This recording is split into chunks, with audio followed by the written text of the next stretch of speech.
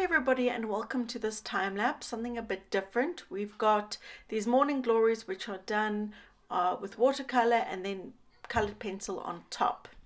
So I'm tracing out the image using tracing paper, which I'll then transfer with graphite pencil onto my 100% cotton watercolor paper. The paper I'm using is Fabriano Artistico, and it's the traditional white color. Here you can see how I do the transfer. And that blue is masking fluid. It's by Schminke, and that will just peel off once I'm finished with the watercolor part of the painting, and I use that to preserve the whites. So in watercolor you've got to preserve the whites. Nothing is as bright and white as the paper itself. I find putting on gouache or any white pen, it's just a dulling effect. I don't know what it is, but for me personally, if I want to keep whites or do highlights, the white of the paper is literally the best way to do it. I think it looks best in the painting.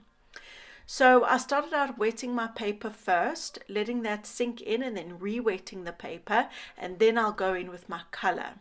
So these morning glories are very blue in the reference photograph. I took them more towards the blue violet on the color wheel spectrum. So I'm using cobalt blue with a little bit of ultramarine blue, which definitely leans more towards the purples. And here's the leaves, a mixture of pigments. I'm using sap green as well as underwater green from Daniel Smith, as well as sepia from Magello. And you can see I first wet the paper and then I will drop in my watercolors. This is so much fun. There I added some cobalt blue so that I've got more of a blue green in the leaves, and I'll just, depending where, I'll just drop some watercolor so it disperses and kind of does its own color mixing on the actual paper. Here I'm using a dry brush, so because these stems are so thin, I haven't wet the area with water first.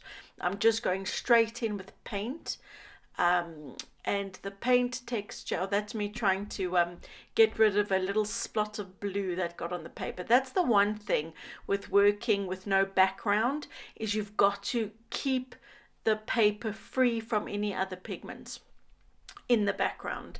You know, if I have a blob of blue on here, it ruins the whole painting.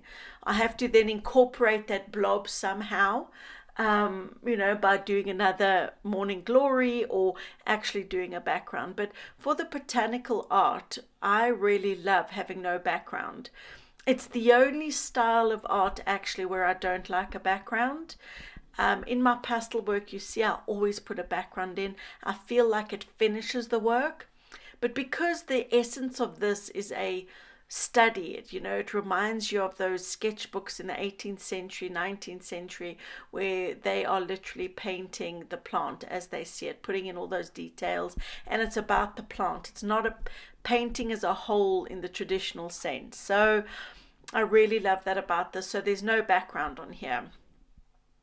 So once I've finished with the watercolor layer and that it's dry, it's got to be bone dry, I then come in with my colored pencils.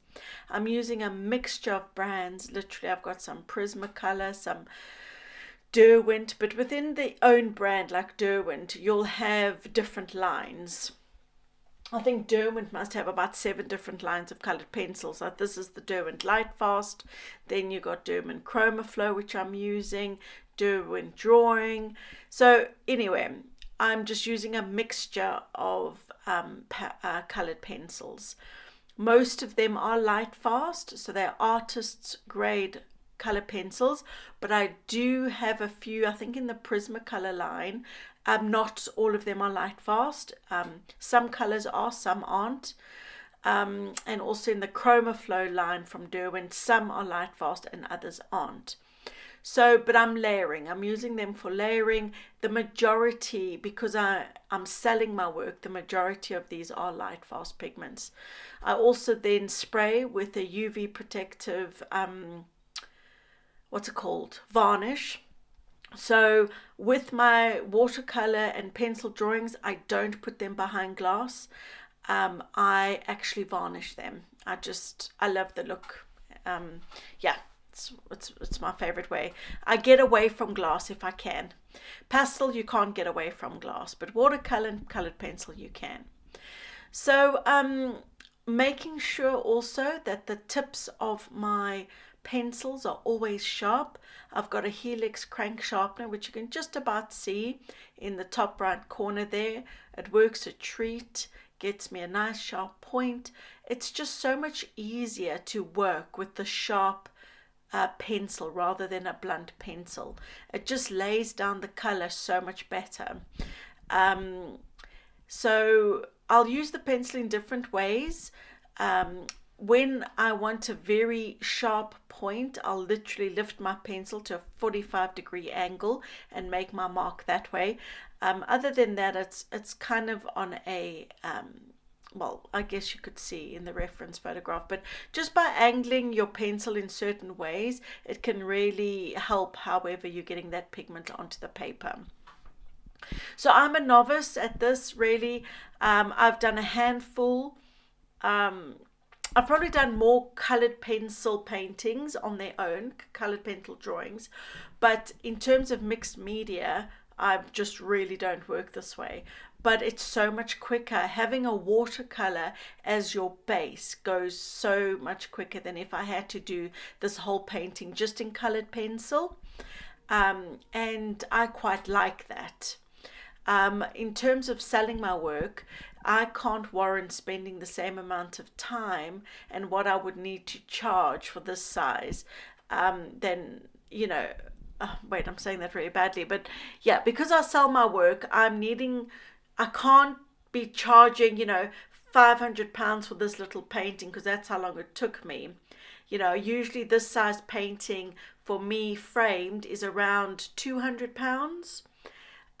So I just wouldn't spend all that time just on colored pencil. I need to find a faster way to be able to work because I don't think anyone's going to spend £500 on this painting. I hope that makes sense. Maybe it doesn't. I don't know. It makes sense to me. So I felt like after I'd finished the piece, I felt like something was missing. So what I actually did is I put in the shadows, which my husband didn't like. He preferred them without the shadows. And I just think I did a bad job with the shadows. Like I needed to soften out that big shadow a little bit more. It's too stark. I needed to put in the penumbra, which is the end rim of the shadow, and it's much softer, but in my painting it's not coming across. I needed to work a little bit more on that aspect, but now it's I've already sprayed varnish, so there's no going back. But if you'd like to see this, it will be over on my Patreon in real time, where I talk through more, just a little bit of what I'm doing. Oh, here, by the way, I'm putting on some solvent, some pencil solvant, which breaks down the binder, and it just creates a softer look. You can see it also darkened it.